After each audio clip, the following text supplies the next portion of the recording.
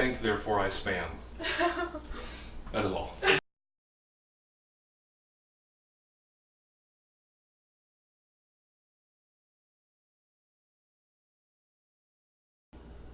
Really? Pick 37. Oh, what day of the week is it? This is Thursday. Thursday. Yes, and yes. we are sure happy it's Thursday. Today we're going to make toffee. Toffee with a little layer of chocolate on, kind of like a score bar, a Heath bar. Yeah. Same flavor profile. We're doing a cheat version of it, kind of, because a real English toffee probably doesn't just use 2 ingredients, and that's all we're going to use today is butter and brown sugar. All you need other than that is a pan, candy thermometer, little shallow pan. You want the pan to be as small as you can get it and feel safe. And I don't feel safe. a wooden spoon. No, you shouldn't. Children always use caution when making this. It is lava, after all. Napalm, some people refer to it, because once it's hot and it gets stuck to you, it doesn't come unstuck, and it will just sit there and burn and burn and burn. So be very careful when you make this. Okay. So we melt the butter? We're melting the butter, and while we're melting that, I'll go ahead and measure the 1.5 cups of brown sugar. So that's all this is really, is a stick of butter and a pound of, or excuse me, 1.5 cups. Sure we get that right. 1.5 cups of brown sugar. And then some chocolate chips at the end. You don't need a whole bag or anything. We'll explain that as we go. And we're just letting the butter melt a little bit so it'll be easier to incorporate the brown sugar. Stir away. Stir away. Feel free to stir it well. I won't pull this out for now, because we're not going to need this till it starts getting closer to temperature, which is going to be a little while. What's new in Alley World this week? You're looking at it. What does he do? He just stands around and looks slick all day. There's some more brown sugar. That's the end of our brown sugar. Easy peasy. And now we're just going to try to get it up to about 303 degrees after it's completely melted here, incorporated and turns to a liquid. And it'll start burning off its water immediately. And you'll get up to the mid 200s. It'll take a little while. Once you get up there, it's going to jump up to 300 really quickly. And the difference between candy at 300 and carbon at 310 degrees is huge. So keep an eye on it when it gets there. Stir like a boss. You stir like a boss. No, I'm stirring. Do you want to drive? Do you want to drive? Yes. Look at that beautiful caramely substance. Can we see that on the other cameras? So that's what you're looking for. And now we wait. And make sure you center it over the heat nice. And now we're going to go ahead and drop this in.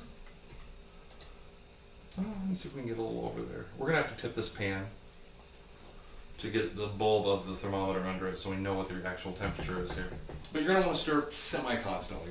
You don't want anything to be on the bottom so long that it reaches a higher temperature than the rest of it. You're trying to keep it all one temperature, coming up at one temperature at a time. Because you get that bottom layer, and if it all gets up to 320 degrees and the top doesn't, you're going to end up throwing that pan away is what's going to happen.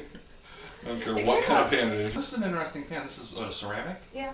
And I'm still back in the dark ages. I'm using Teflon at home. The dark ages of Teflon. Yes, exactly. Life moves fast. Can you get a temperature reading here? 195. 195. So it's still coming up slow, and that's probably because there's still water in it. So the water hasn't even necessarily started to evaporate yet. 212, right? Yep, 212. Now is that sublimation or no? When it goes from a liquid to a gas, it's not sublimation. It's when it goes from a solid to a gas. That's sublimation, right? Yeah, I think so. I don't. And I'm sure one of your millions of viewers will call us out on that at some point if we're wrong, which is fun. I don't claim to know everything. I just know a little bit about everything. Enough of everything to get by and not blow nothing up for the most part. This looks really like. What's the temperature? 230. Yeah, 240, I think. 240. So we're reaching the 240. softball stage. Softball! Yay! Oh, that's what you had the shot glass for. Yes. So we're going to get a little cold water. Is it still at softball? It is at firm ball now. It's at firm ball. So we're going to take just a little bit. Without using our hands, we're going to try to dump it in this little shot glass of cold water. And you reach down in. But this stuff is still a little pliable. So yeah, it's probably made it. It's got to be almost a soft crack at this point. It's almost. It just passed hardball. Hardball is the same thing. That's what this actually felt like when it got in here. Is that it wasn't still softball, it's still soft enough to mush like a marshmallow kind of. Now if you put enough pressure on it, it will crush. So that's a hardball or a hard. Is that what it said? Hardball. Yeah. and then we'll go up to soft crack, and if you did the same thing, it would solidify when you pulled it out, and it would give a little bit before cracking. Hard crack, when you go to bend it, the structure is such that it snaps. Like a Heath bar. Like a Heath bar, hopefully. Where are we at? 290. 290. Now you're going to be watching it really close because it will jump fast. So stir fast, and I'm not sure putting your face next to the thermometer. But I can't see it. But I can from see any it. other- I can see it from back here. You're okay. I'm out of frame, I know, folks, but it's the only way to see the little bulb on this thing.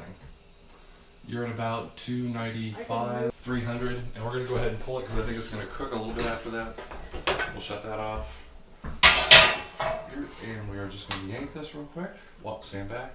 And we'll pour it in. And that's it. Now, the original recipe for this was actually set a 9x9 pan, but I find that this recipe in a 9x9 pan makes a toffee that is so thick that it's kind of, oh, go ahead, I'm sorry. A toffee that's so thick that it's almost hard to, it's not really fun to eat. So we're going to thin it out a little bit. Are we putting these on now? Sure. Now we're going to sprinkle chocolate chips over the top. And you want to cover about half the territory with chocolate chips. You don't want to put a full layer because if you do, I mean, the chocolate chip has a certain height. And if you make the layer that's how thick the chocolate's going to be on top. And we're not digging. We're going to put this chocolate on here, we'll wait a few minutes, and it will melt right down for us, and we'll spread it out. And it's really hard not to put too many chips on, in my opinion. It always seems like I just need a little more here. Okay, we'll stop. And now we're going to wait a few minutes, let the chocolate start to melt, and let the candy start to harden up. And you can already feel. Yeah. It's not hard, but it's getting there.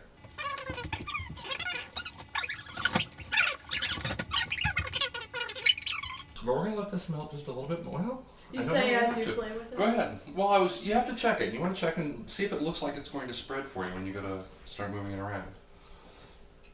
And the more you move it, the more it'll melt. You can be a little rough with it. You really can. Because Really? it's not, you're not going to bother that candy at this point. I've done this, I don't know, I've probably done this a dozen times. And I've played with it. If you wanted to, before you put the chocolate chips on and before the candy gets too hard, you can drag a fork across it or something a few times. But sometimes your chocolate and your candy will, when you go to eat it, they'll just come apart because there's nothing for the chocolate to really hold on. Did you wash Always your play hands? with your food. I wash my hands right before I went to the bathroom. So it's all good. No, of course I wash your hands early and often, folks. So now, this has to sit, here's the bummer part. This has to sit for like 12 hours for the chocolate to set up. And you can't eat it. Well, okay.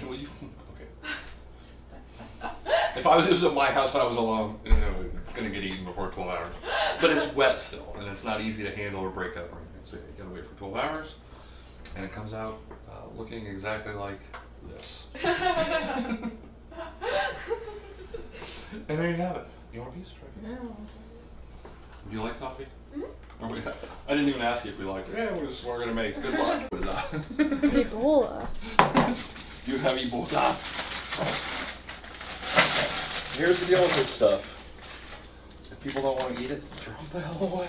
Don't let it sit around for a week. If they're not going to eat it in 2 days, they're not going to eat it. So just keep moving. Sold like 500 billion copies.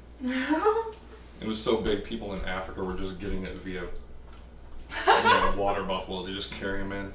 Don't be too proud of this mechanical monstrosity you've created. Well, Oh my God! Tell them to stop badly quoting things. Like, I'll start mixing my Star Trek and Star Wars references just to really throw a monkey in the ring. I feel like I need to comment on this.